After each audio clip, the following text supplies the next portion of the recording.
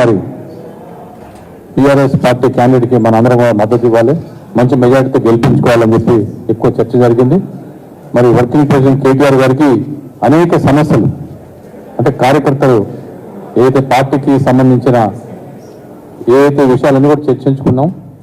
అదేవిధంగా కేటీఆర్ గారు కూడా పొద్దు నుంచి సాయంత్రం దాకుండి ప్రతి కార్యకర్త చెప్పింది అన్నీ కూడా మాటలు విని మళ్ళీ వాళ్ళకి ఏ సమస్యలు ఉన్నాయి అన్నీ కూడా చర్చించుకుని మరి ఫస్ట్ టైం ఒక పొలిటికల్ పార్టీ మరి బీఆర్ఎస్ భవన్లో ఇంత పెద్ద చర్చ కార్యక్రమం జరిగింది. మరి మొత్తం భాగ్యనగర్ ప్రజలు, హైదరాబాద్ సికింద్రాబాద్ నగర్ ప్రజలందరూ కూడా మీ తరఫున మరి ఇంకోసారి మేమందరం కూడా వాళ్ళకి ఏం చేసినా కానీ మేము తక్కువే, ఎందుకంటే వాళ్ళు మొత్తం ఈ డెవలప్మెంట్ను చూసి ఈ స్కీమ్స్ చూసి మరి మాకు మంచి తీర్పునివ్వటం జరిగింది. రాబోయే రోజుల్లో మేము ఎక్కడ తొందరపడలేదు, మేము ఎక్కడ కూడా ఏ ఇబ్బంది పెట్టలేదు. మీరు కళ్యాణ్ లక్ష్మి షాదీ ముబారక్ ఇస్తున్నారు, దాంతోపాటు తులం బంగారం ఇస్తున్నారు. అయినా కానీ మేము మొన్న మా కాన్స్టిట్యూన్సీలో ఒక 13 చెక్కులు ఉంటే ఇచ్చేసినాం. ఇస్తే చాలామంది మహిళలు నా దగ్గరికి వచ్చి గొడవ చేశారు, ఏం సార్ మాకు చెక్కులు ఎందుకు ఇచ్చారు, మీరు తులం బంగారం ఇస్తున్నారు కదా ముఖ్యమంత్రి గారు రేవంత్ రెడ్డి గారు అని చెప్పి చెప్పడం జరిగింది. రాబోయే రోజుల్లో ఏ స్కీమ్ ఏ విధంగా చెప్పారో ఆ విధంగా ఇవ్వకపోతే ప్రజలు ఊరుకునేదట్లేదు. అదేవిధంగా పెన్షన్స్ 2000 ఇప్పుడు ఫస్ట్ ఈ మంత్ కూడా 2000 రూపాయలు వచ్చినాయి మాకు అకౌంట్లో, 4000 రూపాయలు అన్నారు. అదేవిధంగా మహిళా భృతి 2500 అన్నారు. ఇలా చెప్పుకుంటా పోతే అనేక స్కీమ్స్ ఉన్నాయి. మరి రేషన్ కార్డ్స్ విషయంలో కూడా వాళ్ళ చర్చ జరిగింది. రేషన్ కార్డ్స్ ఇష్యూలో బీఆర్ఎస్ ప్రభుత్వం ఉన్నన్ని రోజులు దగ్గర 6 లక్షల చిల్లర ఇవ్వటం జరిగింది కొత్త రేషన్ కార్డ్స్ మొత్తం టోటల్. ఎందుకు మనకి ఈ పబ్లిసిటీ రాలేదు అని చర్చించుకున్నాం. ఎందుకంటే మేము ఎవరిని కూడా పేద ప్రజలను లైన్లో నుంచోబెట్టలేదు, పేద ప్రజల్ని ఇబ్బంది పెట్టలేదు. మేమంతా ఆన్లైన్ సిస్టంలో ప్రతి ఒక్కరికి అన్ని లక్షలు రేషన్ కార్డులు ఇచ్చినా కానీ ఎక్కడ కూడా ప్రజలకు ఇబ్బంది లేకుండా ఇవ్వటం జరిగింది. మరి వాళ్ళ ఏ కార్యక్రమం చేయాలన్నా కానీ పేద ప్రజల్ని గంటల తరబడి లైన్లో నుంచోబెట్టి వాళ్ళని ఇబ్బంది పెట్టి మరి ఇస్తారో ఎవరో తెలియదు. మరి అట్లాంటి స్కీమ్స్ ఉన్నాయి ఇవన్నీ కూడా. అందుకని మేము కూడా కాంగ్రెస్ ప్రభుత్వాన్ని ఇవ్వాలని కోరుకుంటున్నాం. మేము ఎక్కడ కూడా ఇవ్వద్దని అంటలేదు, మీరు హామీలోనే నెరవేర్చండి అని చెప్పి చెప్తాం. మరి అదేవిధంగా ఇప్పుడు పార్లమెంట్ ఎలక్షన్స్లో డెఫినెట్గా, ఎందుకంటే మాకు దగ్గర మాకు కాంగ్రెస్కి ఫస్ట్ ప్లేస్ మాకు, సెకండ్ ప్లేస్ కాంగ్రెస్ ఉంటుంది. 180,000 చిల్లర మార్జిన్ ఉంది మాకు కానీ కాంగ్రెస్ కానీ. కనుక ఈసారి డెఫినెట్గా ప్రజలు బీఆర్ఎస్కి అవకాశం ఎక్కువ ఉంది సికింద్రాబాద్ పార్లమెంట్ కాన్స్టిట్యున్సీ. మరి అవన్నీ కూడా ప్రతి ఎమ్మెల్యే మొత్తం 6 ఎమ్మెల్యేలు అందరం కూడా కూర్చొని చర్చించుకొని మరి ఇవాళ నుంచి కూడా మనం అందరం కూడా ఫీల్డ్లో ఉండి మరి రాబోయే ఎలక్షన్ మంచి మెజారిటీతో గెలిపించాలి. మరి ఒక విధంగా ఈ కార్యకర్తలు కానీ నాయకులు కానీ అందరూ కూడా మనం అండగా ఉండాలి. ఏ కార్యకర్తకు కూడా అన్యాయం జరిగినా మనం అందరం కూడా ఊరుకోవద్దు. 39 మంది ఎమ్మెల్యేలు కూడా మనం తిరగబడాలి. మొత్తం రాష్ట్రంలో ఏ కార్యకర్తని కూడా అన్యాయం జరిగితే ఊరుకోవద్దు అన్నట్టుగా వాళ్ళన్నీ చర్చించడం జరిగింది.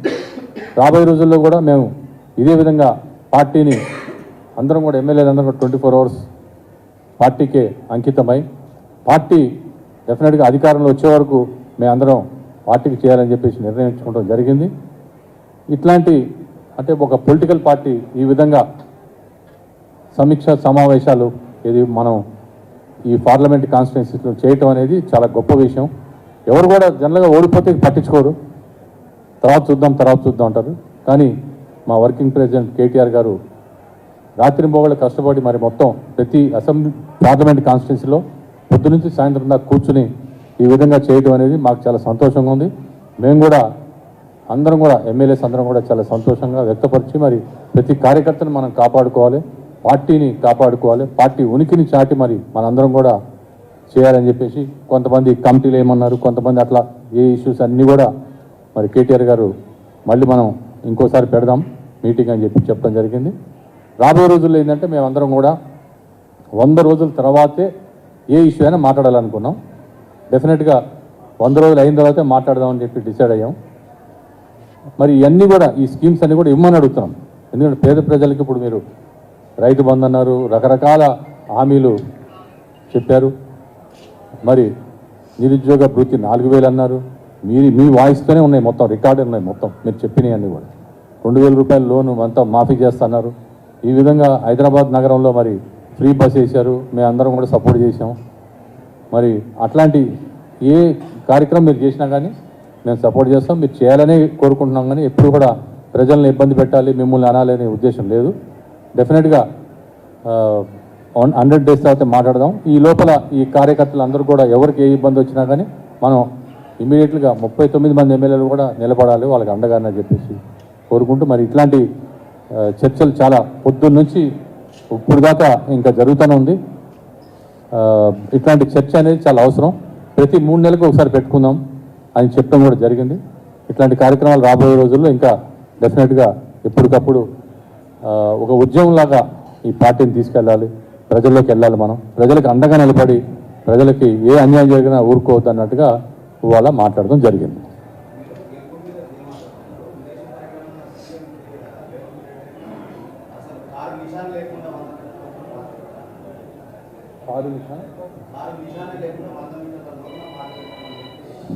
అంటారు వాళ్ళకి నోటికి వచ్చినట్టు ఆ అహంకారం మాటలు మాట్లాడితే అది చూశారు కదా.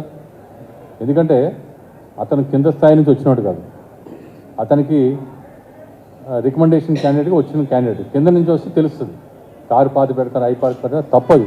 ఒక ముఖ్యమంత్రిగా ఉన్న తర్వాత మాట్లాడకూడదు. అపోజిషన్ లీడర్గా మాట్లాడినప్పుడు ఎవరైనా మెచ్చుకుంటారు, కానీ ఒక ముఖ్యమంత్రిగా ఉండి అట్లాంటి మాటలు మాట్లాడకూడదు. అది ఎవరి తరం కాదు. ఒక పార్టీని పాతి పెడతాం, పార్టీని తీసేస్తాం అనేది ఎవరి తరం కాదు.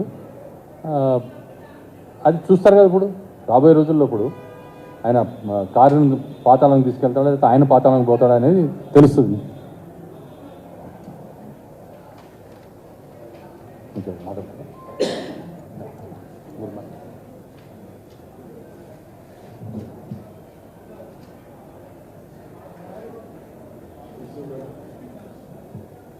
ప్రెస్ సోదరులందరికీ నమస్కారాలు. మరి ఈనాడు హైదరాబాద్ సిటీలోని సికింద్రాబాద్ పార్లమెంటరీ కాన్స్టిట్యున్సీ, మరి హైదరాబాద్ పార్లమెంటరీ కాన్స్టిట్యున్సీలోని ఎవరైతే ఆల్ డివిజన్ల వారీగా ఉన్న పార్టీ సభ్యులు ఉన్నారో వాళ్ళందరికీ ఈనాడు మరి ఏ విధంగా పనిచేస్తున్నారు ఏందనే దాని గురించి మీటింగ్ పెట్టడం జరిగింది. అసెంబ్లీ ఎలక్షన్స్ తర్వాత పూర్తిగా ఈనాడు పార్టీ ఎవరేం చేస్తున్నారు దాని గురించి ఈనాడు చర్చించడం జరిగింది. ఈనాడు మనం చూస్తూనే ఉన్నాము, ప్రభుత్వం కాంగ్రెస్ పార్టీ వచ్చిన తర్వాత వాళ్ళు చేస్తున్న వాగ్దానాలు కానీ వారు ప్రజలకు ఇచ్చిన హామీలను కానీ వాటిని అసలు చర్చించుకొని సపోజ్ వాటి గురించి కూడా మరి వాళ్ళు అవన్నీ చేస్తుందా చేయలేకపోతుందా అనే దాని గురించి కూడా ప్రజలకు కార్యకర్తలకు ఎప్పటికప్పుడు తెలిసే విధంగా పార్టీ క్యాడర్ సిద్ధంగా ఉండాలని చెప్పి దాన్ని కూడా చెప్పడం కూడా జరిగిన సంగతి తెలియజేస్తూ, ఈరోజు మరి సికింద్రాబాద్ కాన్స్టిట్యున్సీలో 7 కాన్స్టిట్యున్సీస్లో 6 కాన్స్టిట్యున్సీ బీఆర్ఎస్ పార్టీ గెలవడం కాకుండా ఎక్కడికి వెళ్ళినా కానీ ప్రతి ఒక్కరు అన్ని వర్గాల ప్రజానికము తప్పనిసరిగా ఈనాడు బీఆర్ఎస్ పార్టీ వెంట ఉంటూ ఈసారి వచ్చే ఎలక్షన్స్లో మనం భారీ మెజార్టీతో మేము బీఆర్ఎస్ పార్టీని గెలిపించుకుంటామనే విధంగా వాళ్ళు ఘంటాపదంగా చెప్తున్న తెలియజేస్తూ వాటన్నిటి గురించి చర్చించుకోవడం జరిగింది. డెఫినెట్గా మాత్రం వచ్చే ఎలక్షన్స్లో సికింద్రాబాద్ పార్టీని మాత్రం సికింద్రాబాద్ పార్లమెంటరీ స్థానాన్ని బీఆర్ఎస్ పార్టీ కైవసం చేసుకునే విధంగా ప్రయత్నాలు చేస్తామని సంగతి తెలియజేస్తూ దాని గురించి సమావేశాలు ఏర్పాటు చేసుకోవడం జరిగింది. దీంట్లో ప్రజలకు వెళ్ళి కానీ నాయకులు కార్యకర్తలకు నుండి చాలా చక్కటి స్పందన లభించి ప్రతి ఒక్కరు యాక్టివ్ ఉన్న సంగతి తెలియజేస్తూ